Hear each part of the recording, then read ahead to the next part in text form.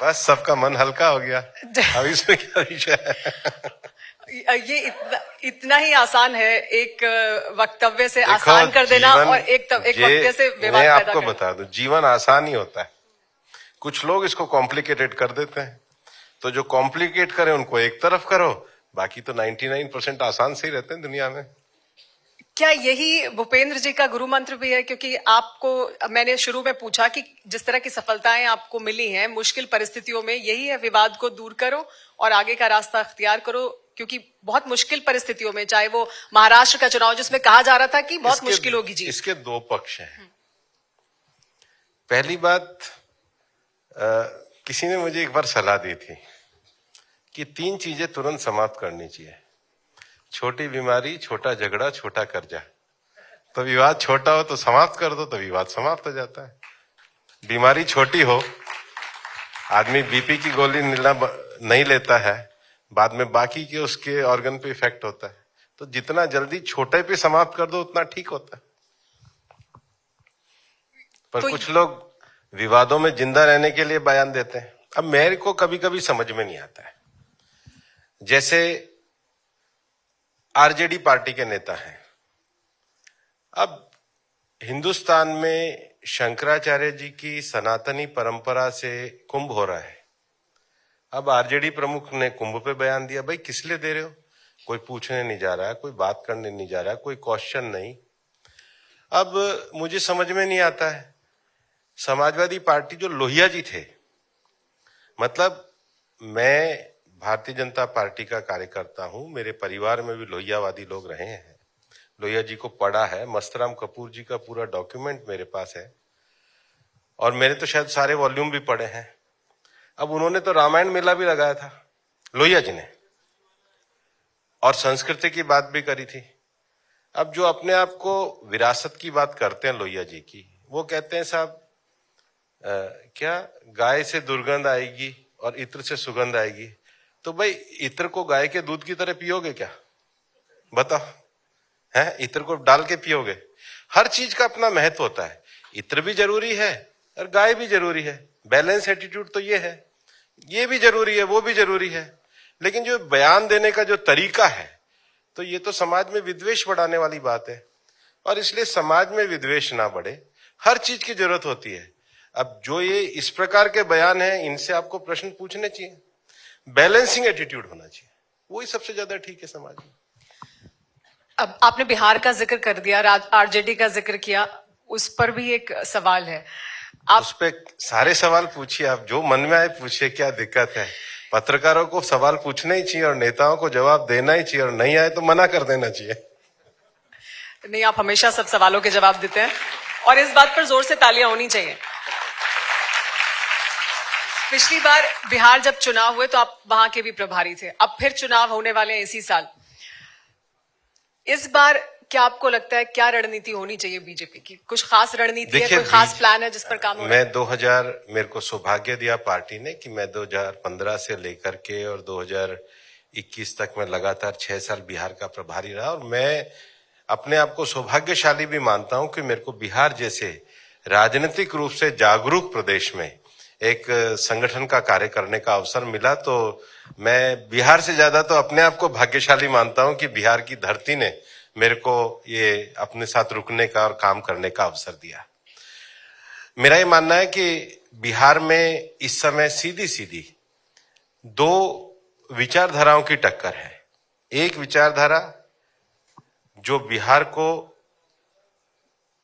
एक तरीके से भय के दौर में ले जाना चाहती है, बिहार को जातियों में बांटना चाहती है, बिहार में अपने तरह के भ्रमों को फैलाकर लड़ाई कराना चाहती है, और दूसरी तरफ भारतीय जनता पार्टी एनडीए के अपने सहयोगियों के साथ बिहार को विकास के पथ पर आगे बढ़ाना चाहती है। और इसलिए हम बिहार को विकास के आगे पथ पे बढ़ाने के लिए एनडीए के अपने साथियों के साथ इस बार चुनाव लड़ेंगे। और अब हमारे संगठन के जो प्रभारी लोग हैं वो काफी अच्छी मेहनत कर रहे हैं। विनोद तावड़े जी हमारे राष्ट्रीय महामंत्री इस समय प्रभारी हैं। अभी माननीय राष्ट्रीय अध्यक्ष जी नड्डा जी ने भी बैठक वगैरह ली, और बिहार में भारतीय जनता पार्टी अपने एनडीए के सहयोगियों के साथ अच्छा चुनाव लड़ेगी। आपने कहा राजनीतिक रूप से बहुत जागरूक है बिहार, तो आपने कोई दिया है कोई स्पेशल आपका फीडबैक जो आपका एक्सपीरियंस रहा बिहार को हमारे लेकर उसको लेकर? बीजेपी में तो काम करने का ऐसा रहता है कि अब जो हमारे संगठन के प्रभारी हैं वहाँ विनोद जी, वहाँ के जो अध्यक्ष हैं डॉक्टर दिलीप जायसवाल जी, हमारे जो दोनों मुख्यमंत्री हैं, वो सब एक टीम के रूप में काम कर रहे हैं। जहां जिसके सहयोग की आवश्यकता होती है सब सहयोग करता है। आपने कहा दो विचारधाराओं की दरअसल लड़ाई है और उसको एक तरफ आप हैं तो दूसरी तरफ दूसरा पक्ष है, लेकिन आरजेडी और बाकी तमाम विपक्ष के जो नेता हैं उनका ये कहना है कि दरअसल लड़ाई अलग है। बीजेपी ये कोशिश कर रही है कि उन्होंने बड़े आरोप लगाए पंडित धीरेन्द्र शास्त्री जब वहां गए उनको लेकर भी, श्री श्री रविशंकर को लेकर भी, और उनका ये कहना है कि बिहार अलग प्रदेश है, यहां पर वो नहीं होगा जो बाकी प्रदेशों में हुआ, यहां पर धर्म के आधार पर बंटवारा नहीं होगा। तो हम कहाँ पे कर रहे हैं?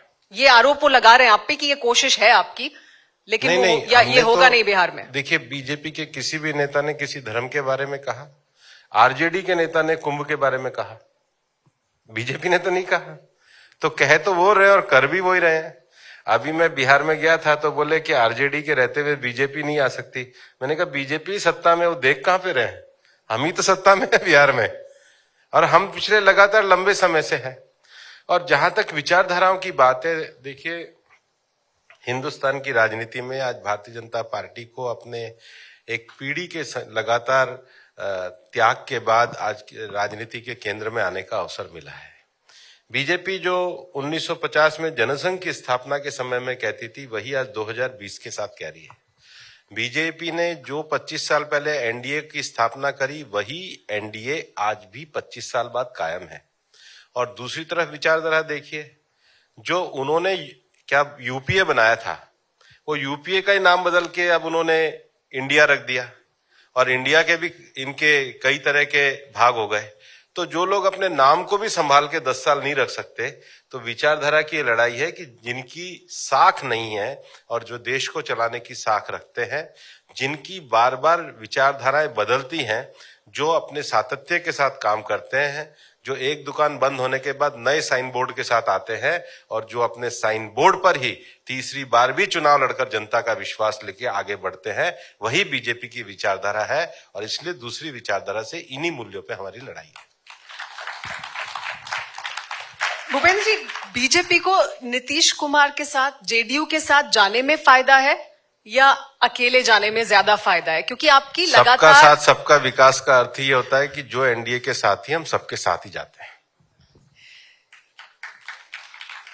लेकिन बीजेपी का लगातार लोगों के बीच जो वोट प्रतिशत है, जो पहुंच है, वो लगातार बढ़ती रही है। पिछले हर चुनाव में बीजेपी का ग्राफ ऊपर की ओर गया है। तो फिर अब नहीं लगता कि बीजेपी को अपने दम पर अकेले आगे आना चाहिए? क्या वो ज्यादा फायदेमंद होगा रणनीति के लिहाज से बीजेपी के लिए? हम अपने साथियों को साथ लेकर के चलते हैं और साथियों के साथ ही आगे बढ़ेंगे। भूपेंद्र जी का ये भी एक मंत्र है कि वो बताएंगे नहीं हमें। जाहिर सी बात है, आप अपनी रणनीति यहाँ नहीं उजागर बताने की जरूरत नहीं है। देखिए, हमने शिवसेना को नहीं छोड़ा, शिवसेना ने के जो एक ग्रुप गया, लेकिन बाद में जो शिवसैनिक जो मतलब सही तरीके से बाला साहब की विचारधारा में विश्वास रखते थे, वो हमारे साथ थे। हम सबके साथ चले। हमारा जदयू के साथ एक लंबा गठबंधन है।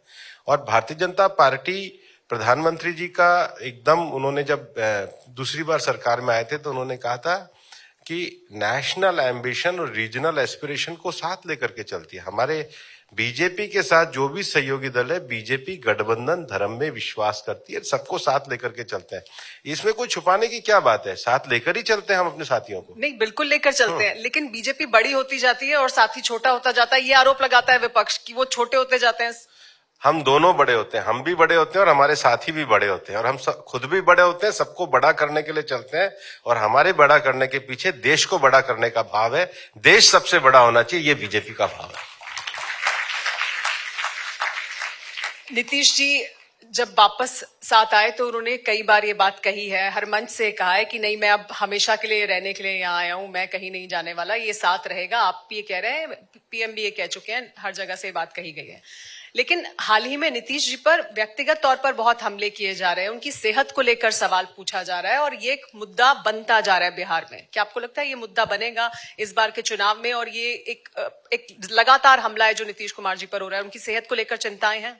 देखिए, आरजेडी कुछ भी कर ले, उनकी बात के पे कोई विश्वास नहीं करता है। नीतीश जी बहुत सम्मान्य नेता है और हम उनका पूरा सम्मान करते हैं। विपक्ष की बात हो रही है तो राहुल गांधी जी की भी बात कर लेते हैं। संसद में वो लगातार ये आरोप लगा रहे हैं कि उनको बोलने नहीं दिया जा रहा, विपक्ष की आवाज को दबाया जा रहा है। वो तो 45 मिनट भाषण दिए थे, तो कहाँ किसने रोका था? वो तो ये आरोप लगाते हैं मेरा माइक बंद कर देते हैं। कहाँ माइक बंद करते हैं? माइक बंद करते तो आवाज कैसे आती है? बोलते हैं तभी तो माइक की आवाज आती है, तभी तो पत्रकार सुनते हैं।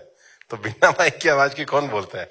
वो बोलते हैं, उनकी बहन बोलती है, उनकी पार्टी के लोग बोलते हैं, भाषण देते हैं, और अंदर भी बोलते हैं, बाहर भी बोलते हैं। कौन रोकता है उनको? हाँ, वो बाहर तो आके ये कहते हैं कि अंदर नहीं बोलने दे रहे हैं। लेकिन भूपेंद्र जी, जब हम बिहार की बात कर रहे हैं या बाकी तमाम प्रदेशों की मैंने बात की जिसकी जिम्मेदारी आपको मिली और वो जिम्मेदारी आपने बखूबी निभाई भी और सफलताएं दिलाई, अहम जिम्मेदारियों को निभाते हुए मुश्किल परिस्थितियों में एक सफलता दिलाई पार्टी को, तो प्रदेशों के स्तर पर आपने ये किया है, राष्ट्रीय स्तर पर भी ये जिम्मेदारी मिलेगी तो उसी तरह से आप आगे बढ़ेंगे? नहीं, मेरे को पार्टी ने दी, राष्ट्रीय स्तर पे 11 वर्ष तक राष्ट्रीय मंत्री और महामंत्री बना के रखा। पार्टी तो देखिए, जब आप पार्टी के कार्यकर्ता के भाव में हो तो पार्टी जो जिम्मेदारी देती है आदमी काम करते हैं।